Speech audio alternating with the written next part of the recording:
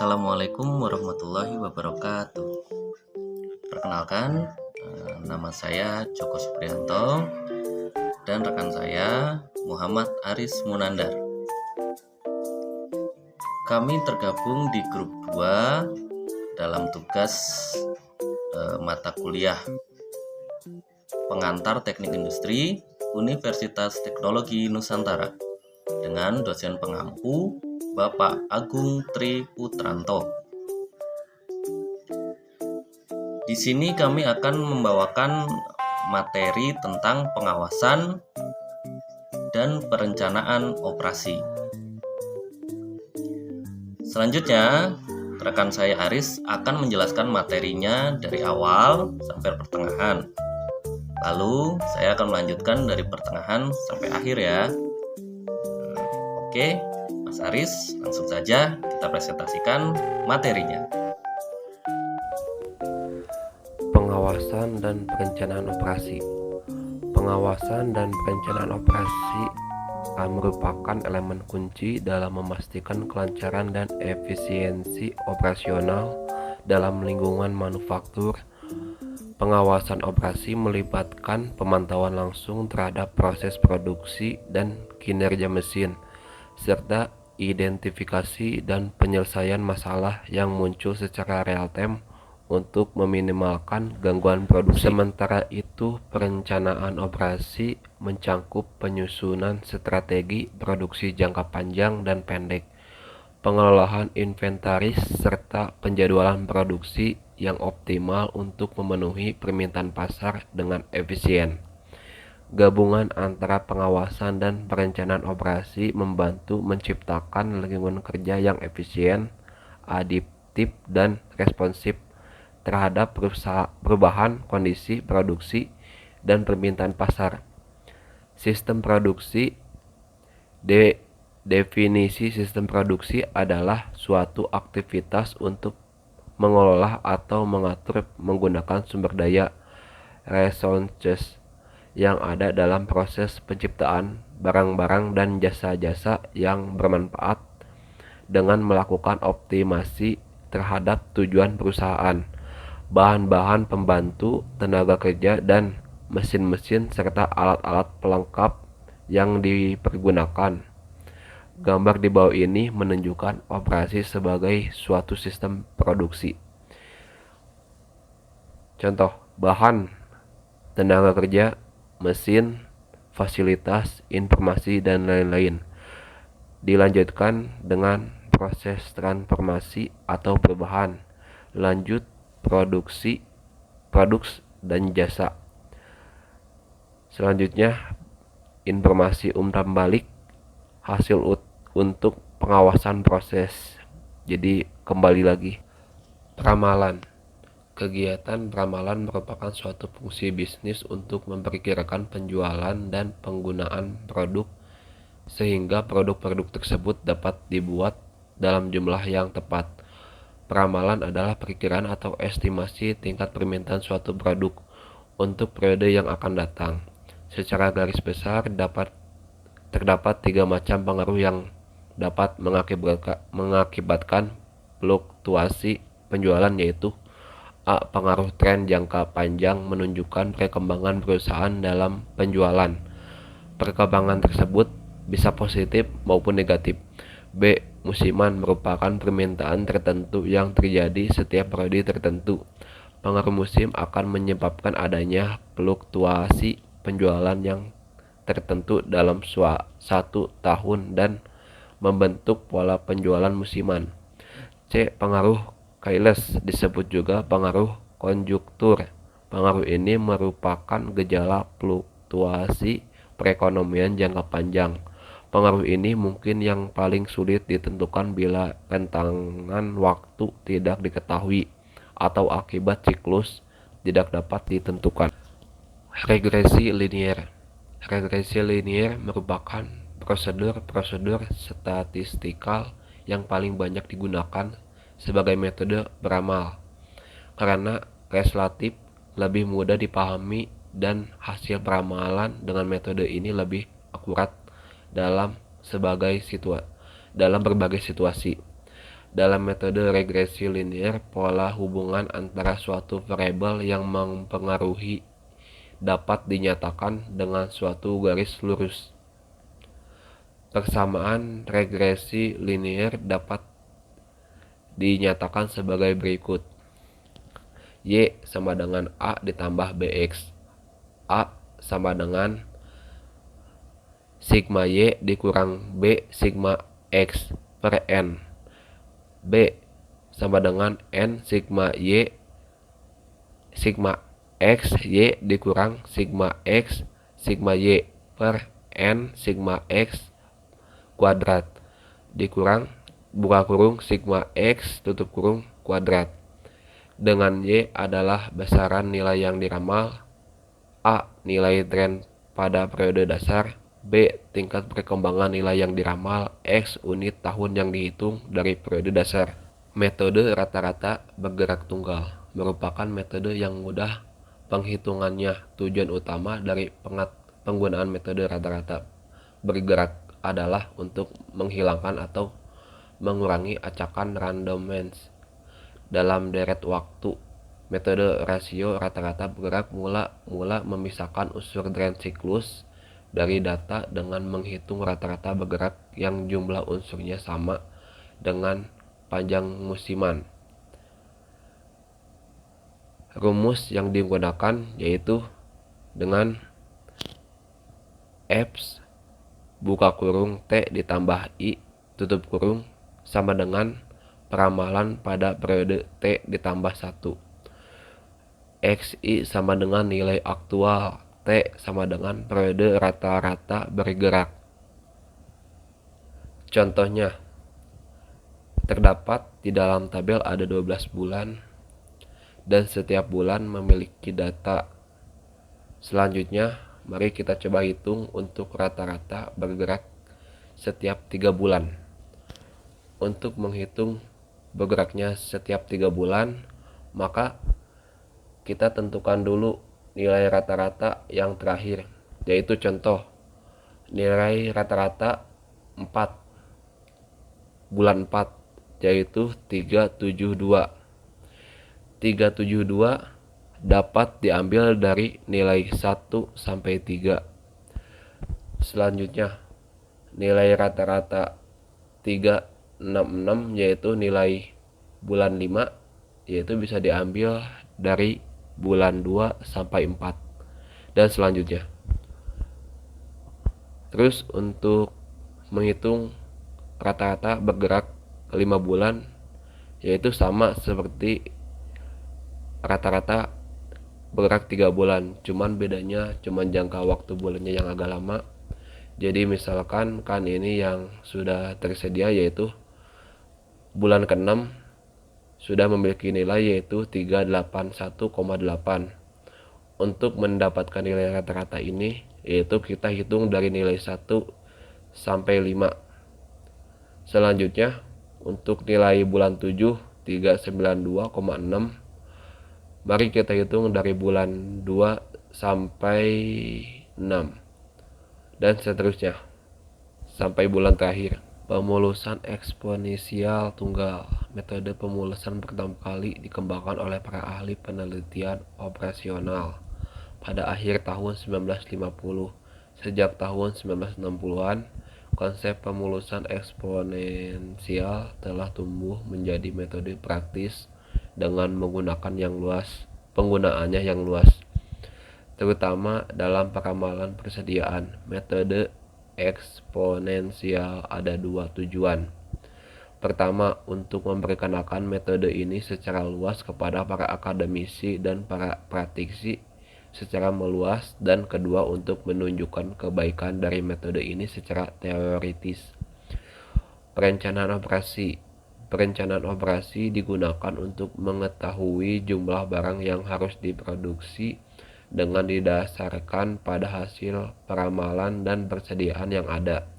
Perencanaan operasi merupakan pegangan untuk merancang jadwal untuk produksi. Fungsi lain perencanaan operasi adalah A. Menjamin rencana penjualan dan rencana produksi konsisten terhadap rencana strategi perusahaan. B. Menjamin kemampuan produksi konsisten terhadap rencana produksi. C. Sebagai alat monitor hasil produksi aktual terhadap rencana produksi. D.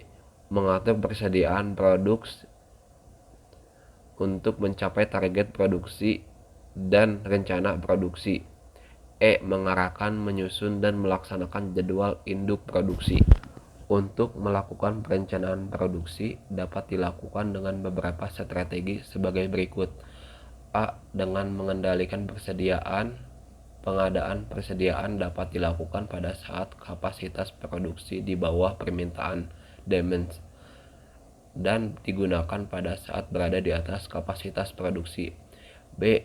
Dengan mengendalikan jumlah tenaga kerja, perubahan jumlah tenaga kerja dapat dilakukan sesuai dengan laju produksi yang diinginkan.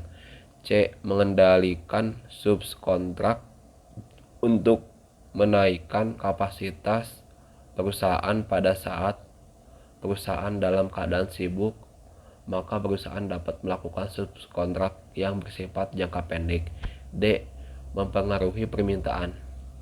Untuk selanjutnya, materi akan dilanjutkan oleh rekan saya yaitu Joko Supriyanto. Demikian. Pengawasan dan perencanaan persediaan. Persediaan adalah sumber daya tertahan yang digunakan untuk proses lebih lanjut. Sumber daya tertahan ini dimaksudkan untuk mengatur kegiatan produksi pada sistem manufaktur atau sistem non-manufaktur. Fungsi utama persediaan yaitu sebagai penyangga. Fungsi lain persediaan adalah sebagai stabilisator harga terhadap fluktuasi permintaan. Ada beberapa alasan diadakannya persediaan dalam suatu sistem, antara lain sebagai berikut. A. Persediaan cadangan. Persediaan yang diadakan untuk menghilangkan risiko ketidakpastian di atas disebut dengan stok pengaman atau safety stock. B. Persediaan dalam lot size atau dalam jumlah besar. Persediaan dalam lot size memungkinkan produksi dan pembelian lebih ekonomis. C. Persediaan antisipasi.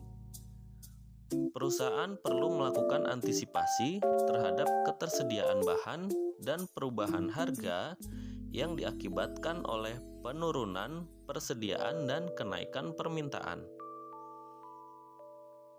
Masalah umum persediaan di dalam suatu sistem dapat dibedakan menjadi dua, yaitu masalah kuantitatif adalah semua hal yang berhubungan dengan penentuan kebijaksanaan persediaan.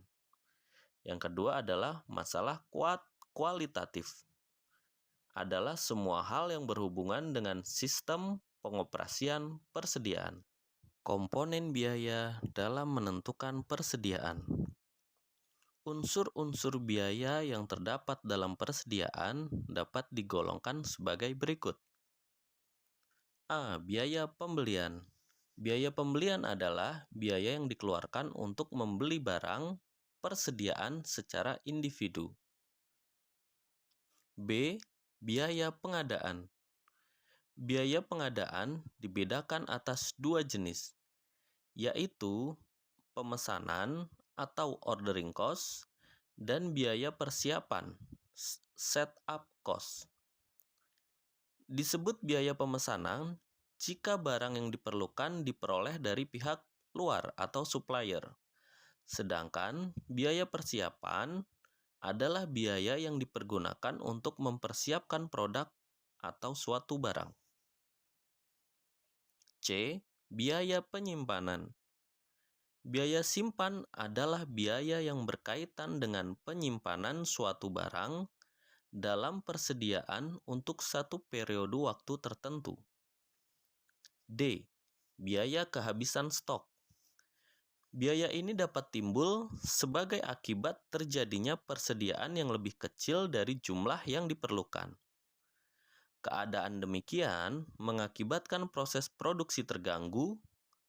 Akibat lebih jauh adalah perusahaan akan kehilangan kesempatan mendapat keuntungan atau kehilangan konsumen karena dapat beralih ke perusahaan lain. Economic Order Quantity atau disingkat EOQ. Persediaan bahan baku adalah menentukan berapa jumlah pemesanan yang ekonomis. Economic Order Quantity.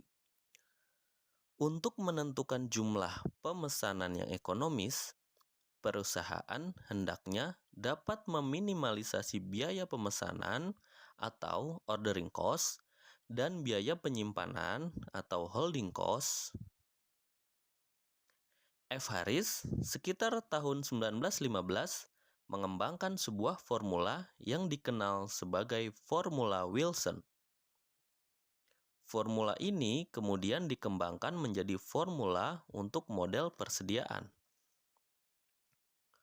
Awal mula adanya model EOQ didasarkan pada asumsi-asumsi sebagai berikut.